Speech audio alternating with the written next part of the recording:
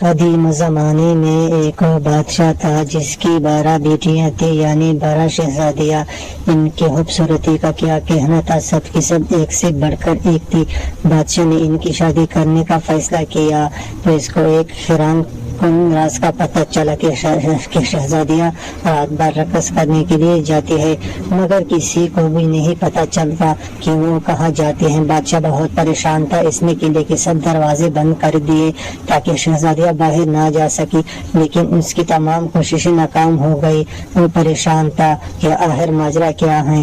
بادشاہ نے اعلان کروایا کہ جو کوئی شہزادیوں کی رقص کا پتہ لگائے گا اسے اپنی پسندیدہ شہزادی سے شادی کرنے کا موقع ملے گا، اور وہ میرے مرنے کے بعد بادشاہ بھی بنا دیا جائے گا، اور اگر وہ 3 دن میں اس راز کا پردہ فاش نہ کر پایا تو اسے موت کی سزا دی جائے گی۔ یہ خبر ریاست میں ہر طرف پھیل گئی۔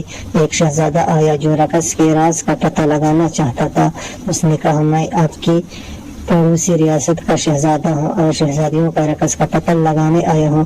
بادشاہ نے اس کا استقبال کیا۔ رات کا کھانا کھانے کے بعد اسے شہزادیوں کے کمرے کے ساتھ والا کمرہ سونے کے لیے دے دیا گیا۔ شہزادیوں کے کمرے کا دروازہ کھلا رہ گیا اور شہزادے کا پلنگ اسے ایسے رکھ دیا گیا کہ وہ ساری رات ان پر نظر رکھ سکے۔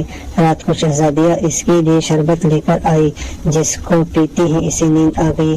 جب اس کی آنکھ کھلی تو شہزادیاں رقص کر کے واپس آ چکی تھی۔ تینوں دن ایسا چلتا رہا۔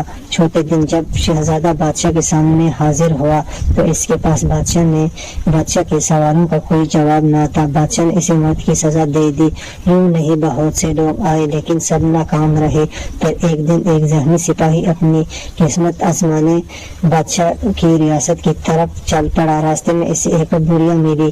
سپاہی نے بڑھیا کی مدد کی۔ بڑھیا نے بدلے میں اسے ایک پوشاک دی اور کہا، یہ پہن کر تم کسی کو نظر نہیں آؤ گے، اور یہ بھی بتایا کہ جو شہزادیاں تمہیں دے وہ مت پیا کرو۔ سپاہی بادشاہ کی ریاست میں پہنچ گیا۔ بادشاہ نے اس کا استقبال کیا اور اسے بھی شہزادیوں کے رقص کا راز معلوم کرنے کے لیے 3 دن دیے گئے۔ رات کو بڑی شہزادی اس کے لیے جوس لے کر آئی۔ سپاہی چونکہ بہت ذہین تھا، اس نے جوس پی تو لیا مگر نگلا نہیں، کیونکہ اس کے منہ میں اسپنج رکھا تھا۔ جیسے ہی شہزادی کمرے سے باہر نکلی اس نے اسپنج منہ سے نکالا اور سونے کی اداکاری کرنے لگا۔ شہزادیاں اس کو سوتا دے کر خوش ہوئی اور رقص کرنے کے لیے تیار ہو گئی۔ سب سے بڑی شہزادی نے اپنا پاؤں زور سے اپنے پلنگ پر مارا تو وہ زمین دوز ہو گیا، اور پھر ساری شہزادیاں اس خفیہ راستے سے نیچے اترنے لگی۔ سپاہی یہ سب دیکھ رہا تھا۔ اس نے بڑھیا کی دی ہوئی پوشاک پہن لی اور ان کا پیچھا کرنے لگا۔ آدھا راستہ اترنے کے بعد چھوٹی شہزادی کو شک ہوا کہ شاید کوئی اس کے پیچھے ہے، مگر پوشاک کی وجہ سے سپاہی کسی کو بھی نظر نہیں آ رہا تھا۔ پھر وہ سب سے خوبصورت حصے میں پہنچ گئی جہاں درختوں پر لگے پتے چاندی کے تھے۔ سپاہی نے ثبوت کے لیے ایک پتہ توڑ لیا۔ اس کے توڑتے ہی ایک زوردار آواز آئی جس سے سب ڈر گئے۔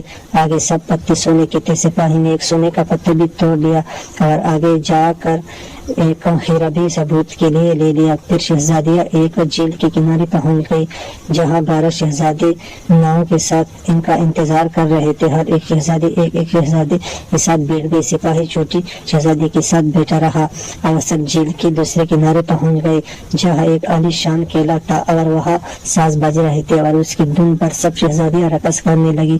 صبح 3 بجے تک یہ سب چلتا رہا جب تک ان کے جوتوں میں چیت ہو گئے اور پھر سب واپس آ گئے اور سپاہی بھی جلدی سے بھاگ کر اپنے کمرے میں جا کر سو گئے۔